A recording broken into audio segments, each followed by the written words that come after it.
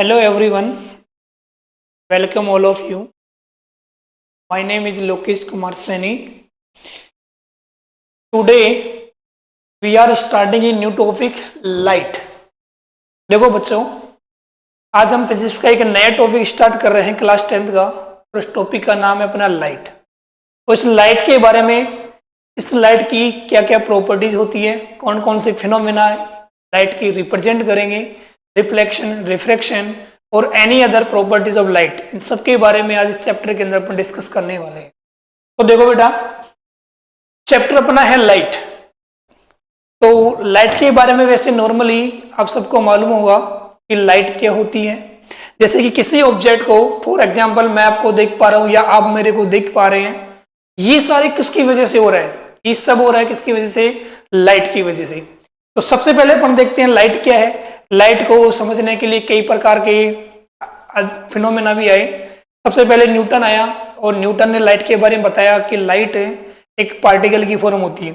एक बार आपने देखा होगा कि जैसे कि बिल्कुल अंधेरा है, बंद रूम है और बंद रूम के अंदर बिल्कुल डार्क है, लाइट लगा, बिल्कुल अंधेरा है और कहीं एक छोटा सा होल है और वहां से लाइट की रेज आ रही है। तो आपने देखा होगा, जैसे उसको अपन बोलते हैं पुंज, लाइट का पुंज। उसके अंदर छोटे छोटे डस्ट पार्टिकल दिखाई देते हैं। तो वो एक्चुअल में क्या होते हैं? Dust particle. जो न्यूटन ने बताया उनके बारे में कणिका सिद्धांत के नाम से जानते हैं, कॉर्पस्कुलर थ्योरी। तो वहां न्यूटन ने बताया कि लाइट एक्चुअल में क्या होती है? एक पार्टिकल की फॉर्म में ट्रेवल करती है। जो टीनी पार्टिकल होते हैं, स्मॉल, वेरी स्मॉल पार्टिकल होते हैं और उस फॉर्म में एक स्ट्रेट लाइन के अंदर क्या करती है? मूव करती है। उसके बाद में पार्टिकल नेचर को प्रूव करने के लिए रिफ्लेक्शन और रिफ्रैक्शन वाला एक्सपेरिमेंट किया गया। लेकिन उसके बाद में हाइगेन आया और हाइगेन ने लाइट के बारे में बताया कि ये एक वेव की फॉर्म होती है और वेव के बेसिस पे इंटरफेरेंस और डिफ्रैक्शन वाले एक्सपेरिमेंट किए गए।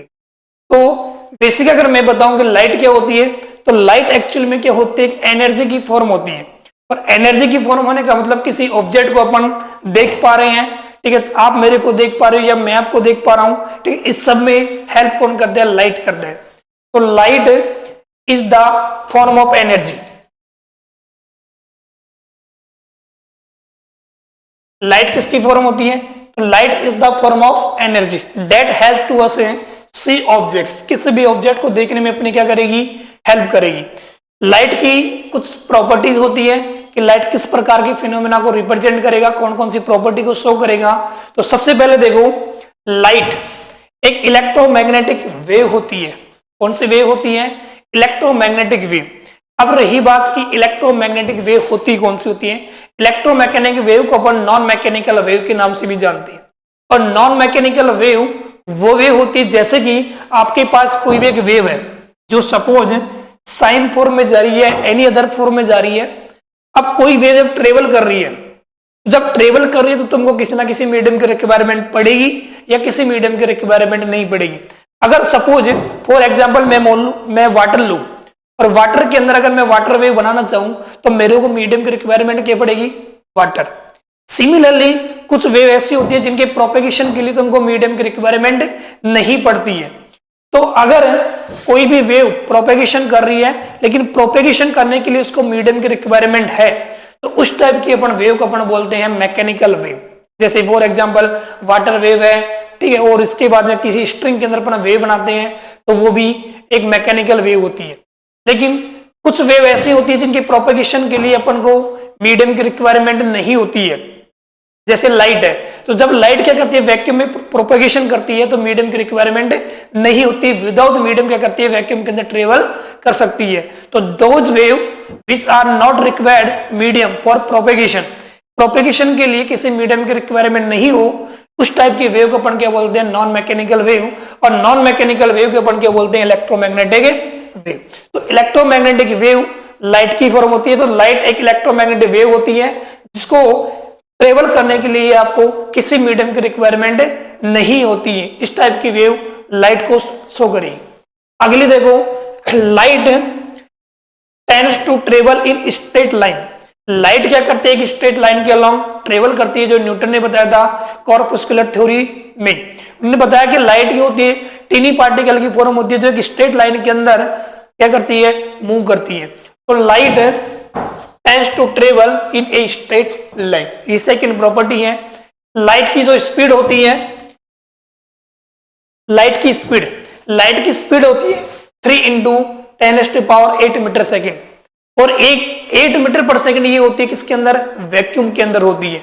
वैसे लाइट की जो स्पीड होती है वो मीडियम के ऊपर डिपेंड करती है। मीडियम के ऊपर डिपेंड करने का मतलब ये हुआ कि आप मीडियम कैसे ले रहे हो। जैसे फॉर एग्जांपल मैं लूं कि आप एक तो एयर के अंदर रनिंग कर रहे हो सिंपली, और रनिंग करते हुए सडनली तुम क्या करो, किसी वाटर के अंदर एंटर कर जाओ, आपकी स्पीड क्या हो जाएगी, ऑटोमेटिकली डिक्रीज हो जाएगी। अगर तुम वाटर के अंदर तैर रहे हो या दौड़ रहे हो, सपोज चल रहे हो, और सडनली तुम एक फ्री स्पेस के अंदर चले जाओ, ठीक है, बाहर निकल जाओ, तो आपकी स्पीड क्या हो जाएगी, इंक्रीज हो जाएगी। इसका मतलब क्या हुआ कि स्पीड ऑफ लाइट किसके ऊपर डिपेंड कर रही है, मीडियम के ऊपर डिपेंड करेगी। और मीडियम के अंदर क्या होती है, लाइट की स्पीड डिक्रीज हो जाती है। तो इन मीडियम स्पीड क्या हो जाएगी, इसकी डिक्रीज हो जाएगी, स्पीड ऑफ लाइट क्या हो जाएगी, डिक्रीज। तो मैक्सिमम स्पीड किसके अंदर होती है, तो लाइट की जो मैक्सिमम स्पीड रहेगी वो रहती है एयर के अंदर, वैक्यूम के अंदर, और जिसकी स्पीड होती है 3 इंटू 10⁸ मीटर पर सेकेंड, जिसको अपन डिनोट करते हैं किसके थ्रू, सी के द्वारा हम इसको रिप्रेजेंट करते हैं। C equal to speed of light in vacuum, जिसकी वैल्यू होती है 3 इंटू 10⁸ मीटर पर सेकेंड। मीटर पर सेकेंड इसकी होती है SI यूनिट, स्पीड की SI यूनिट होती है। 3 इंटू 10⁸ इसकी है न्यूमेरिकल वैल्यू, जिसको अपन मैग्नीट्यूड की फॉर्म में भी जानते हैं। तो लाइट की स्पीड कितनी होती है, 3 इंटू 10⁸ मीटर पर सेकेंड। अगली इसकी एक प्रॉपर्टी होती है, लाइट की ड्यूल नेचर होती है। जस्ट मैंने अभी आपको बताया कि न्यूटन ने कॉर्पस्कुलर थ्योरी में पार्टिकल नेचर शो किया था। पार्टिकल बताया था कि टीनी पार्टिकल की फॉर्म होती है, लेकिन हाइगेन ने क्या बताया था कि वेव की फॉर्म होती है। इस प्रकार से फाइनल अपन कह सकते हैं कि लाइट एक ड्यूल नेचर होती है। ड्यूल नेचर का मतलब ये होता है कि एक वेव की तरह भी बिहेव करेगी और पार्टिकल की तरह भी बिहेव करती है। तो light has dual nature, that is wave and as well as particle. अब रही बात सर कि वेव की तरह तो कब बिहेव करेगी लाइट, और पार्टिकल की तरह कब बिहेव करेगी। तो अगर कोई, सपोज मैंने पार्टिकल ले लिया, सपोज एनी पार्टिकल है, वो पार्टिकल रेस्ट में है, कोई भी रेस्ट में है, तब तो वो एक पार्टिकल की तरह ही शो करेगा। अगर लेकिन तुम्हारे पास कोई भी एक पार्टिकल है जो क्या कर रहा है, मोशन स्टेट के अंदर है, मूविंग कर रहा है विद एनी स्पीड, तो उसके साथ जो वेव एसोसिएट होती है, जो भी वो उस कौन सी फॉर्म में होगा, तब उसके साथ एक वेव एसोसिएट होगी, तब वो एक वेव की फॉर्म में क्या करेगा, रिप्रेजेंट करेगा। तो लाइट में ड्यूल नेचर होती है, एक वेव और एक होती है particle. Speed of light is maximum in vacuum 3 into 10⁸ metre पर सेकेंड। अब देखो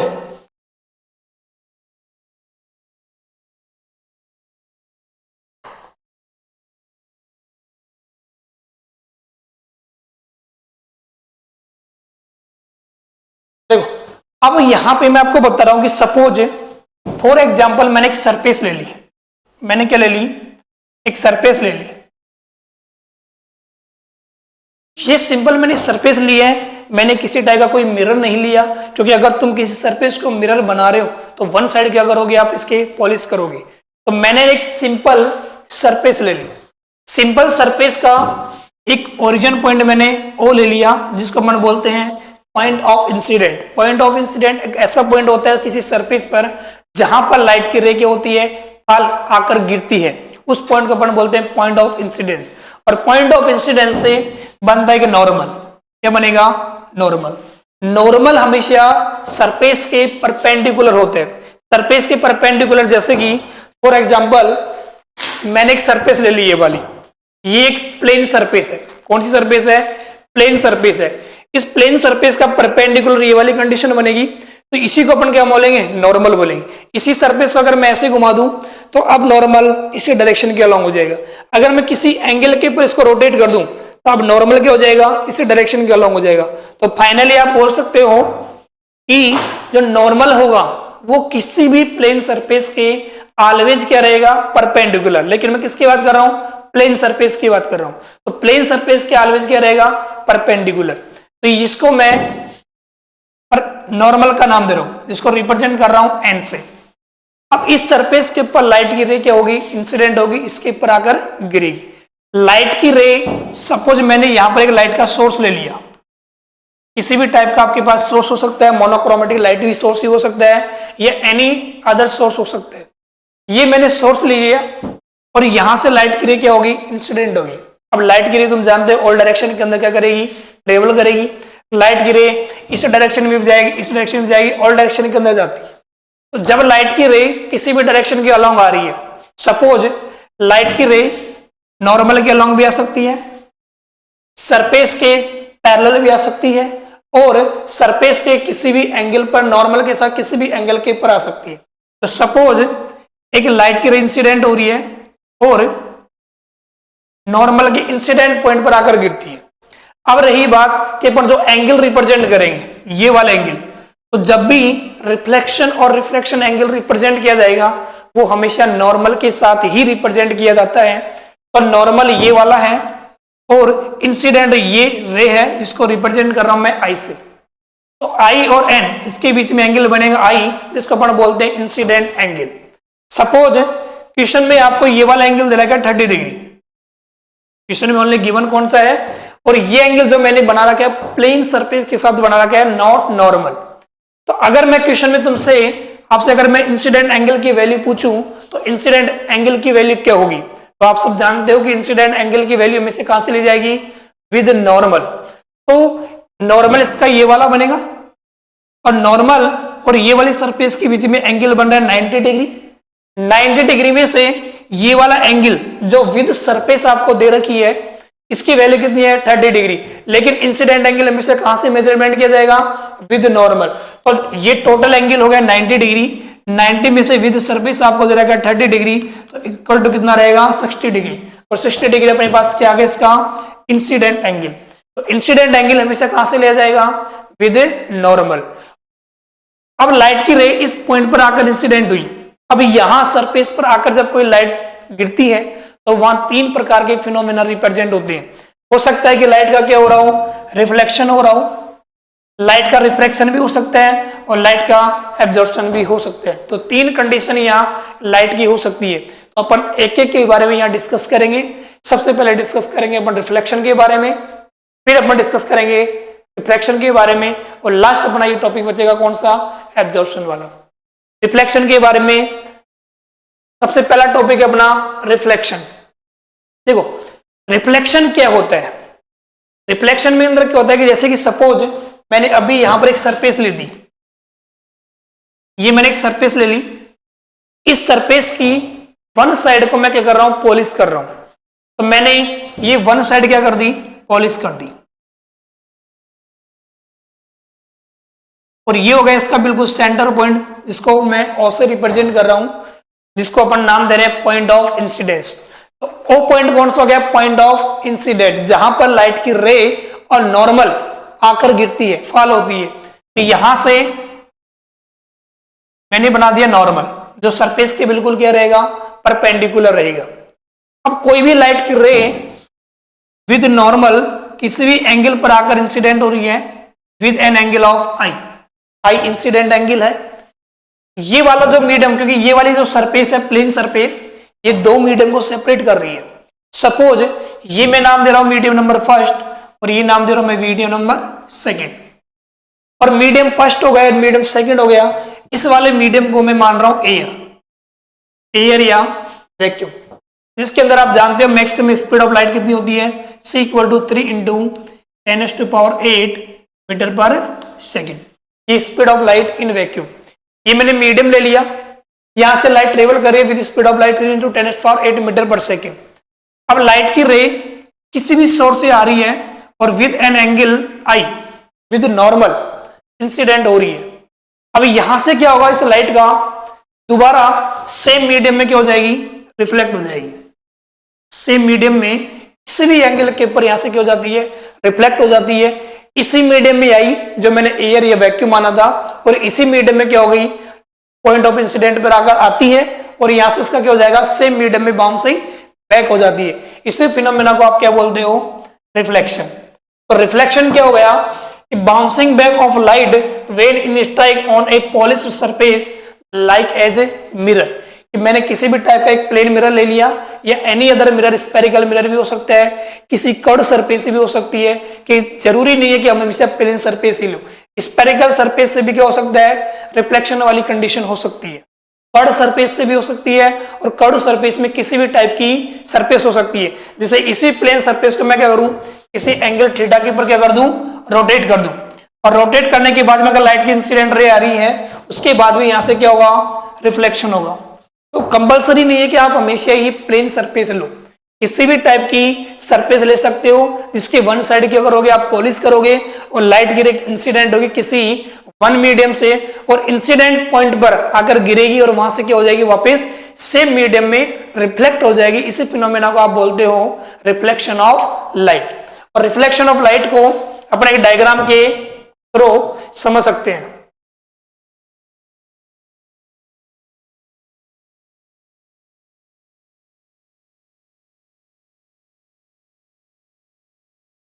देखो, ये मैंने एक सरफेस ले ली, जो प्लेन सरफेस ली है डायग्राम के अंदर, और ये हो गया इसका नॉर्मल, बिल्कुल परपेंडिकुलर टू द सरफेस है। यहां से इंसिडेंट रे है जो किसी भी सोर्स से आ रही है, लाइट की रे इंसिडेंट हो रही है पॉइंट ऑफ इंसिडेंट पर। इस लाइट का क्या नाम दे दिया, जो लाइट रे इंसिडेंट होती है उसको अपन बोलते हैं इंसिडेंट रे।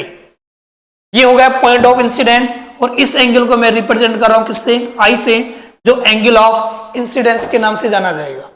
तो एंगल ऑफ इंसिडेंस क्या होता है कि the angle between incident ray and normal, normal और इंसिडेंट रे के बीच में जो एंगल बनेगा उसी एंगल को अपन बोलते हैं इंसिडेंस एंगल। तो डेफिनेशन की बनेगी, the angle between incident ray and normal is known as the angle of incidence, it is represented by i. किससे रिप्रेजेंट करोगे आप, आई से रिप्रेजेंट करोगे। अब यहां पे लाइट की रे क्या होगी, सेम मीडियम में रिफ्लेक्ट हो जाएगी किसी भी एंगल के ऊपर विद नॉर्मल, और नॉर्मल के साथ जिस एंगल के ऊपर रिफ्लेक्ट हो रही है इस एंगल को मैं रिप्रेजेंट कर रहा हूं आर से। किससे रिप्रेजेंट कर रहा हूं, आर से, और इस आर को अपन बोलते हैं एंगल ऑफ रिफ्लेक्शन। क्या बोलते हैं, एंगल ऑफ रिफ्लेक्शन। तो एंगल ऑफ रिफ्लेक्शन क्या होगा, the angle between normal and reflected ray, reflected ray और नॉर्मल के बीच में जो एंगल बनेगा उसी एंगल को अपन बोलते हैं एंगल ऑफ रिफ्लेक्शन। तो एंगल ऑफ रिफ्लेक्शन की डेफिनेशन क्या बनेगी कि the angle between reflected ray and normal is known as the reflection angle. तो यहां पर आपने शो कर दिया कि आई तो क्या हो गया, इंसिडेंस एंगल, और आर क्या हो गया, रिफ्लेक्टेड एंगल, या एंगल ऑफ रिफ्लेक्शन के नाम से भी अपन इसको बोल सकते हैं। अब लाइट की रे रिफ्लेक्शन हो रहा है यहां से, तो रिफ्लेक्शन होने के बाद इसके कुछ लॉ बनेंगे, जिसको अपन रिफ्लेक्शन के लॉ के नाम से जानते हैं। तो जब भी जहां रिफ्लेक्शन होगा तो उस रिफ्लेक्शन के कुछ लॉ होते हैं, और वो लॉ हमें फॉलो करवाने होते हैं, तभी रिफ्लेक्शन बनेगा, अदरवाइज रिफ्लेक्शन नहीं होगा। जैसे इसके दो लॉ है। सबसे पहला लॉ है कि angle of incidence is equal to angle of reflection. इसका मतलब ये है कि नॉर्मल के साथ इंसिडेंट रे जो एंगल बना रही है उसको अपन आई से रिप्रेजेंट करते हैं, जिसको मैं लिख रहा हूं एंगल ऑफ आई। इससे रिप्रेजेंट कर रहा हूं एंगल ऑफ आई। ये एंगल ऑफ आई इसके बराबर होगा, रिफ्लेक्शन एंगल के बराबर होगा, दैट इज इक्वल टू क्या होगा, एंगल ऑफ आर। ये रिफ्लेक्शन का फर्स्ट लॉ है। तो according to the reflection first law, the angle of reflection equal to angle of incidence, या angle of incidence equal to angle of reflection. First law सबको याद हो गया। दूसरा लॉ ये है कि the incident ray, that is ये वाली रे, द रिफ्लेक्टेड रे, ये वाली ray, and the normal at the point of incidence all lies in the same plane. इसका मतलब ये हुआ कि इंसिडेंट रे और रिफ्लेक्टेड रे और नॉर्मल तीनों के दोनों एक ही पॉइंट पर आके मिल रहे हैं, दैट इज तीनों के तीनों क्या है, एक सेम प्लेन के अंदर है। यहां तक एनी डाउट? बाकी अगली क्लास के अंदर अपन इसके डेविएशन एंगल के बारे में डिस्कस करेंगे और प्लेन मिरर के बारे में अपन डिस्कस करेंगे। अभी क्लास को यही फिनिश करते हैं। Thank you everyone.